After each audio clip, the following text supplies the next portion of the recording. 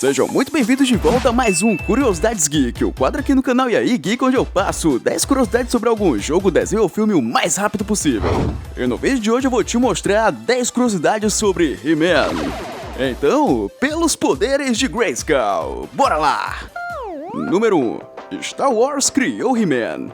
Ok, vamos lá. Isso aconteceu há muito tempo atrás em uma galáxia muito distante, chamada 1976. Nessa época, o presidente da produtora de brinquedos Mattel recusou a proposta de fazer os brinquedos de Star Wars, por achar que o filme, por ser uma ideia muito estranha, seria um fracasso de bilheteria.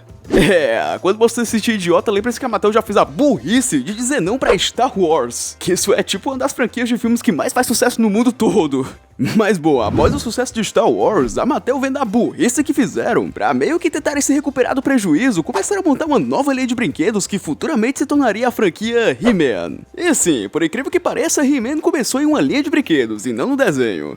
Número 2. O Príncipe Adams inicialmente não existia. Você com certeza se lembra do alter ego do He-Man, o Príncipe Adams, que na história do desenho é o Príncipe de Eternia. Só que aí é que tá, ele existe apenas no desenho. Pois como inicialmente He-Man foi criado como uma linha de bonecos, a Mattel criou alguma forma de conseguir contar a história daqueles personagens. Então eles resolveram lançar junto com os bonecos HQs que contavam as histórias do herói. Porém, a história das HQs era bem diferente da do desenho, e uma dessas diferenças gritantes é o Príncipe Adams, que na história das HQs simplesmente não existe.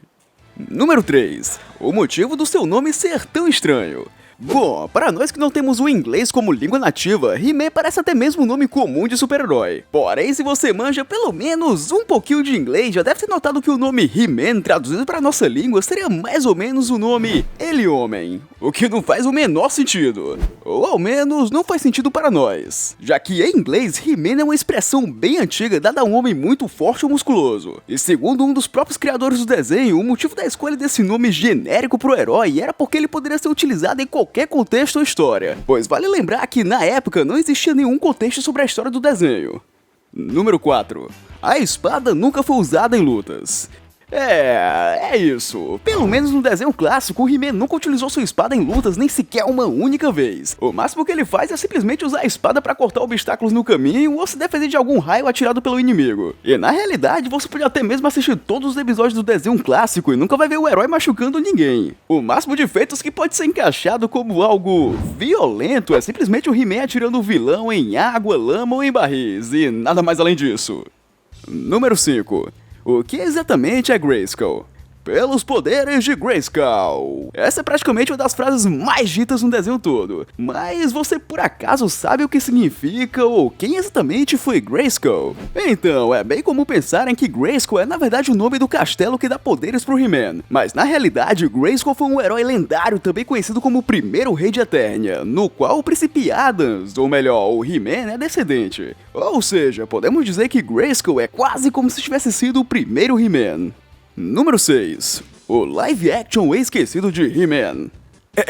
Por mais que eu quisesse que isso fosse apenas um delírio coletivo, isso realmente rolou. Lançado no ano de 1987, Masters of the Universe foi uma das últimas tentativas da Mattel de tentar fazer He-Man um personagem relevante de novo, pois na época a franquia já tava meio que em ascensão. Esse filme, mesmo levando o nome do desenho, não tem absolutamente nada a ver com o desenho clássico. E como já é de costume, esse filme foi um fracasso de bilheteria e ajudou a enterrar a franquia He-Man até o final dos anos 80. E se você se considera um fã de He-Man e nunca ouviu falar nesse live action, é justamente porque a Mattel fez de tudo pra enterrar esse filme no esquecimento. E olha, eu acho que ela conseguiu, viu?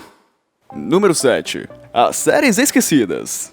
Bom, como eu falei anteriormente, o live action conseguiu enterrar de vez a franquia He-Man no final dos anos 80. Porém, isso não impediu a Mattel de tentar reerguer ele no início dos anos 90, com um novo desenho que, teoricamente, continuaria as aventuras do desenho, chamado As Novas Aventuras de He-Man. Esse desenho, mesmo sendo uma continuação direta, mudou praticamente tudo que tinha no desenho clássico. A começar pelo design dos personagens, que ficaram completamente diferentes do desenho clássico. E isso fez com que o desenho fosse bombardeado de críticas negativas, e graças a isso, o desenho simplesmente foi cancelado na primeira temporada, gerando apenas 65 episódios, que naquela época é considerado muito pouco. Após o fracasso da continuação, o He-Man só foi dar as caras novamente no ano de 2002, com um reboot que recontava a história do desenho clássico, só que acrescentando uma história bem mais complexa e desenvolvida que o desenho clássico, e na minha opinião sincera, o reboot é muito melhor que o desenho original. Agora é só esperar pra saber se esse novo He-Man feito pela Netflix vai conseguir superar o reboot. Número 8. A origem do esqueleto. Pode parecer até bem estranho falar isso, mas o grande vilão do desenho, o Esqueleto, é na realidade tio de He-Man, que após tentar matar o seu próprio irmão para tomar a posse do trono de Eternia, teve sua cara completamente desfigurada a ponto de aparecer apenas seu crânio. É, bizarro, eu sei. Porém, essa origem só foi explorada nas HQs de He-Man e no reboot de 2002, não tendo literalmente nenhuma menção sobre isso no desenho clássico. Número 9. Superman vs He-Man.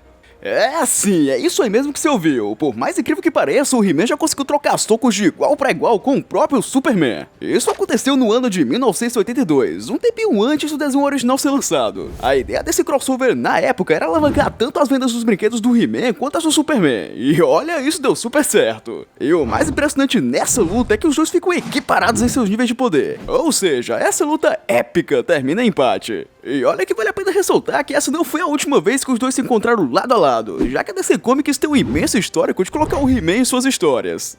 Número 10. Por que o He-Man dava conselhos? Ah, os conselhos do He-Man.